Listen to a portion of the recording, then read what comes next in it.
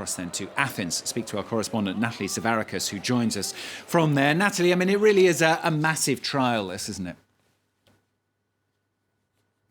Absolutely. And to give you just some numbers of how big this trial is, it took 5.5 years for the three-judge panel to come to this verdict today. It involves 69 defendants, although 68 will actually be given their sentencing today because of, not their sentencing, but the verdict today because the one passed away during these 5.5 years. It involves 6,000 documents of testimonies, scores of incriminating videos. It involves a witness protection scheme. I mean, this is really big. And, you know, the charges range from perjury to murder. But what is at stake, and as you very rightly pointed out, is the fact that a political party's modus operandi will be likened to that one of a criminal organization, and the judges are set to rule on that. It's a high-stakes case.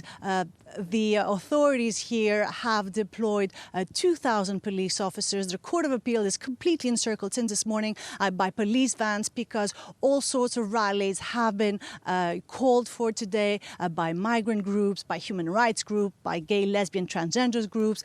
Everyone is expected to really monitor and follow the decision, which is expected at 11 a.m. local.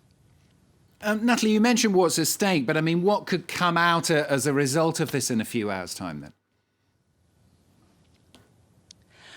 Well, you know, Golden Dawn is a very aggressive anti-migrant, anti-human rights group. And although it tried to distance itself from its neo-Nazi roots, it maintained collaboration and links to such parties and groups that espouse these ideologies, that espouse the white supremacist ideology across Europe, across the world as well.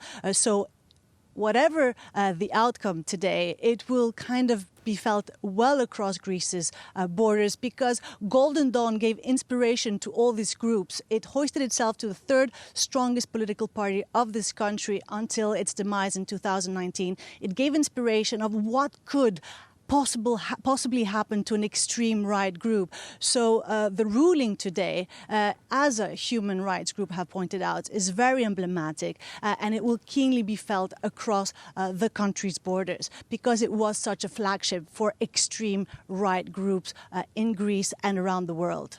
Natalie, thanks very much. Natalie Savarakis following that case for us in Athens. More from her, of course, during the day.